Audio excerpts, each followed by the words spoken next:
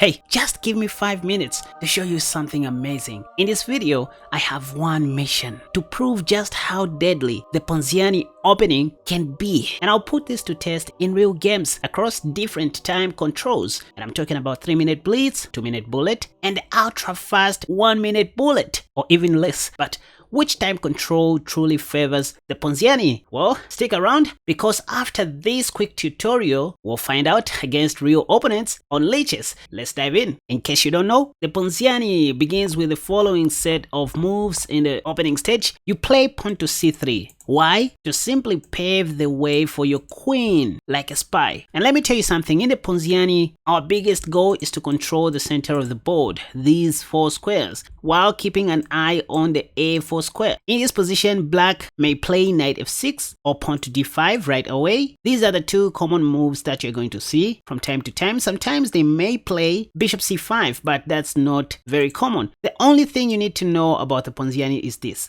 If black plays knight f6, you need to play pawn to d4 right away. And if black plays pawn to d5, you need to play queen a4 right away. These are the only things I need you guys to keep in your mind. Against bishop c5 like this, well, you have so many things to do. If you want, you can transpose this back to the gioco pianissimo by playing bishop c4, pawn to d3, bishop b3. You put that bishop later on c2, maybe in the middle game. Then you continue doing what you do in the gioco pianissimo, knight d2, knight f1, knight g3, h3. You find a way of planting one of your knights on f5, etc. But that will be for another day. No boring chess. Sometimes after bishop c5, you can just go ahead and sacrifice on e5, because after knight takes, you simply have d4 and you're going to get back your piece. Otherwise, after e4, e5, knight f3, knight c6, and pawn to c3, the most common move you're going to see is knight f6. What I want you to do is to go pawn to d4. Stick around. I'm going to put all these ideas to test against real human opponents, so there's no need for you to skip. Come on. After pawn to d4, black is going to take on d4 most of the times. And now the only thing you need to remember to do is what I'm going to show you. Play e5, and after knight d5, simply take cd. Once again, ensuring that your 2 central pawns are well connected. That's the goal. If bishop b4 check, this is the only important move I want to emphasize on. Yes, you can block with the dark squared bishop. That's fine. But from a positional point of view, please remember to block with your b knight, please. Why are you doing this? You are keeping your dark squared bishop for the endgame. If anything, always remember this fact. The Ponziani opening turns out to be stronger when you still have your bishop pair. Oh, by the way, after knight f6 back on this move, if d4 and black takes the e4 pawn, there's this nice line where we play d5 first. After that, knight goes back. We then take on e5. Easy peasy. Point is, if d6 is played, now we have bishop b5 check. Black is losing. They can't play bishop d7. We are going to win their queen like this. So only sensible move, pawn to c6, after which we take back with the d pawn on c6. And after bc, we take back with our knight. Point is, if knight takes, we simply deliver this triple fork, attacking the king, that's check, the rook, and the knight. This is just a common trap in the Ponziani opening, and this is what made me to start playing this, by the way. If black plays pawn to d5, as you are going to see, I'm going to play queen a4. I'm going to be playing queen a4, just pinning this knight to the king. And in this specific line, I end up winning an extra pawn. Most of my opponents do this. They take on e4, after which I take on e5, putting more pressure on the knight, and after bishop d7, I end up taking the light squared bishop, and after queen takes, I end up grabbing that pawn on e4. Count material, white is up a pawn. There's even this cool trap in the d5 line after queen a4 where black takes, and after you take on e5, they first of all play queen d5. You know what? In this position, just go ahead and take on c6, knowing that if queen takes happens, you are going to trap or pin that queen to the king, so you're going to win that queen. If they take back with a c pawn, now you go bishop c4. Black is going to play queen d6, And now guess what? You play pawn to d3, kind of giving up a pawn because you are up to something. If pawn takes, you first of all put your king to safety. And immediately black plays knight f6 in an effort to, you know, do the same. Castling short. Guess the move you should play in this position to claim an advantage or to win some more free pawns, free pieces. Let's go.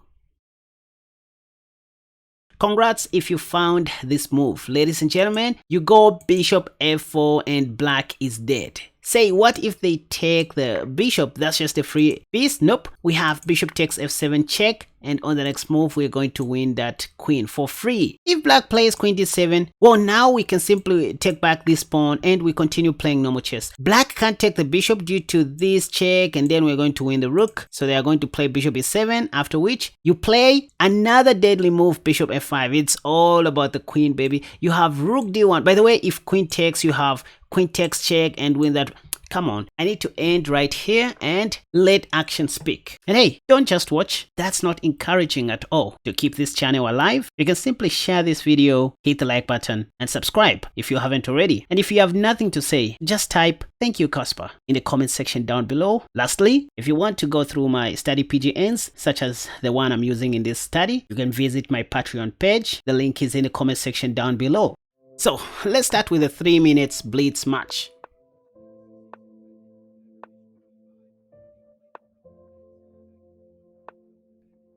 You can see now d4.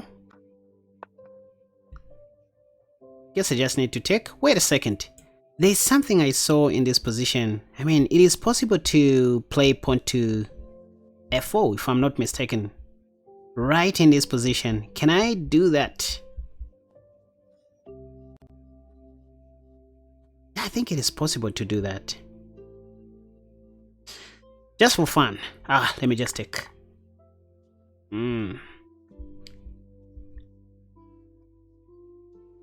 I don't want to play pawn to f4.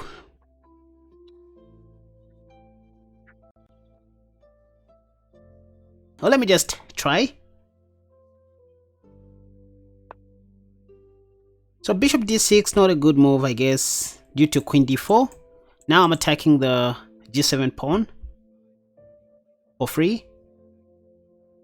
I mean, if queen f6, I have pawn to e5. Okay, then we've seen pawn to f6. Develop my bishop, normally, my pieces. Queen e7, knight d2. I want to castle long. Quick development. Let's attack the rook. I want to go queen h5 also. And do that. Or castle long first. Why not? Then check, provoking another weakness on the king side. So you can see how cool the Ponziani can be, especially if you are religious like me. I missed that move. Oh, wait a second, but I have this. Saved by the light squad bishop.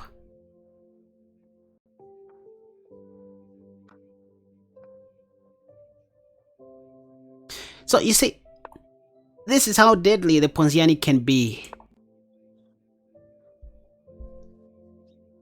Not even your teeth can save you if things turn out sour. I wanted to go bishop. God, I wanted to play bishop b3, but anyway, my opponent has played something else. I thought they were going to give me some kind of a check again. Let's do this.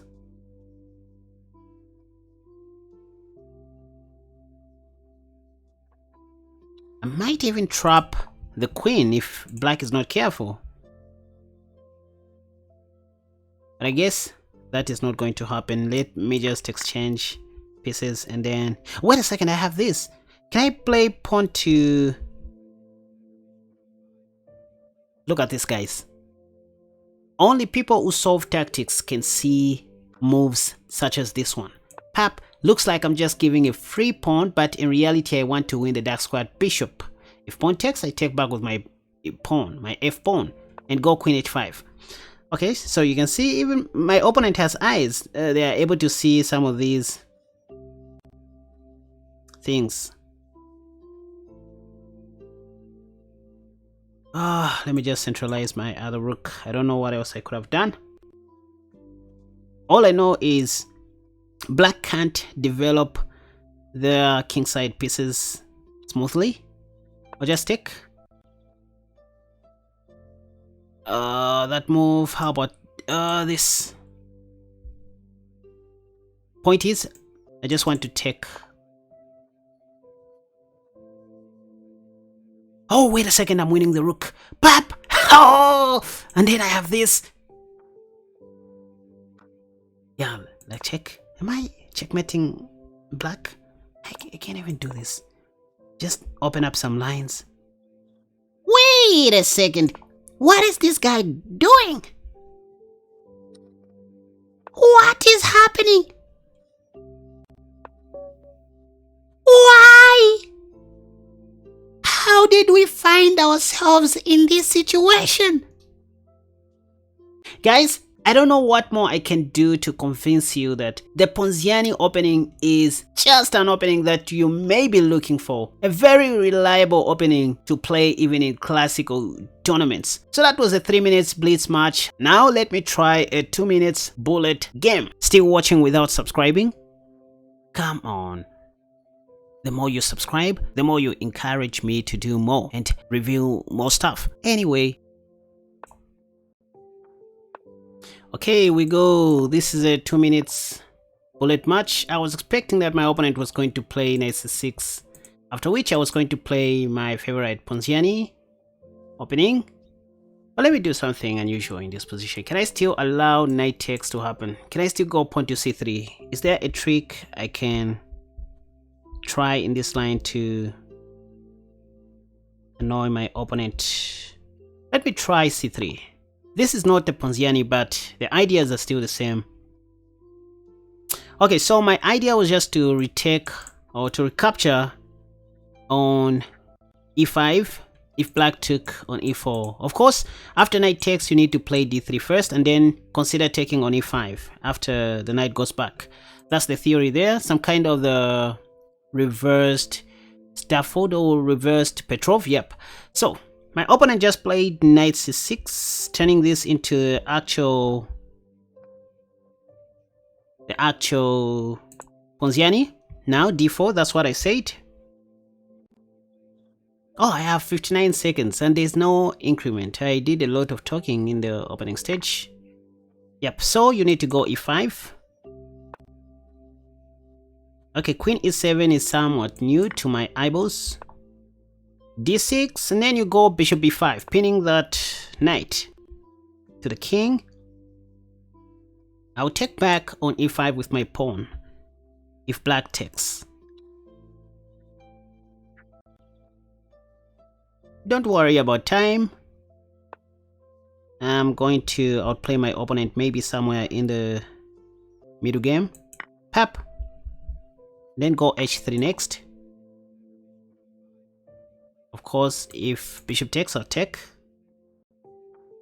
If bishop h5, I won't mind playing pawn to g4 right away. Okay, there we see something else. Bishop d7, castle shot. Why not?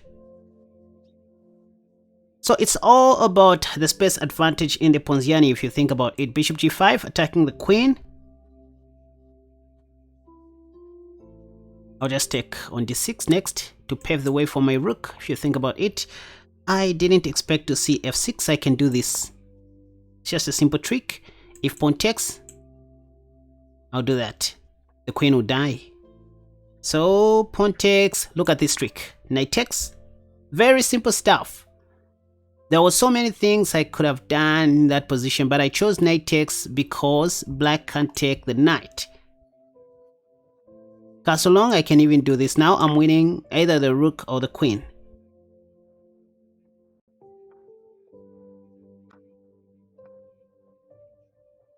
Simple tactics.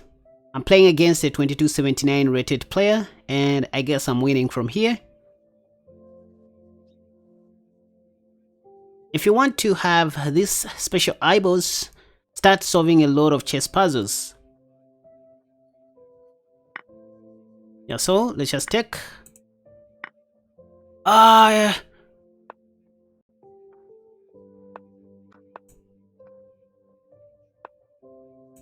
Come on.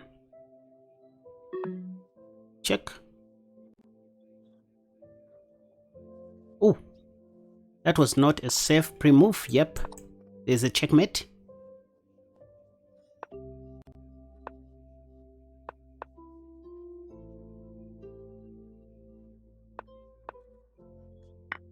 Mate.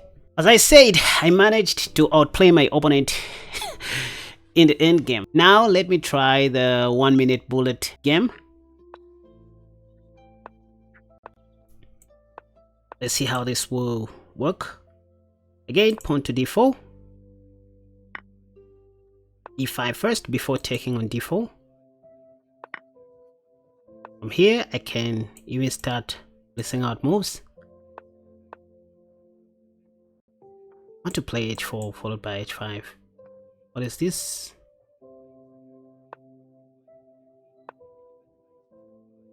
Can I do this first? Cause a shot. Can I attack the queen? And do this. Perhaps after bishop b5. I have knight e5 next. It won't help even if black castles long. Think about it. I can do this. I want to play bishop f4 if pawn to s6. Then take the bishop while attacking the queen. So bullet chess is all about pattern recognition. I want I can take, but it's fine. Bishop f4. I want to attack the queen that way. Now I can take. Let me take like this.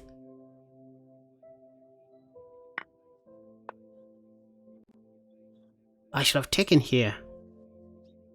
Actually, I want to take the last squad bishop so that I can win the pawn on e6 with check. That's not good. I can do this. And do this. Now I'm attacking this pawn. Maybe I should have given a check. I don't know. Check this pawn. I want to take here. That was a sacrifice, by the way. Just a free piece sacrifice. If black wants, they can take that. Black should have taken. Check. Let's buy some time putting this here. And then planting that. Oh, wait a second. That's not a safe pre-move. Now I can do this. And up my rook. Let's do this. Bring the other rook into the game. Defend.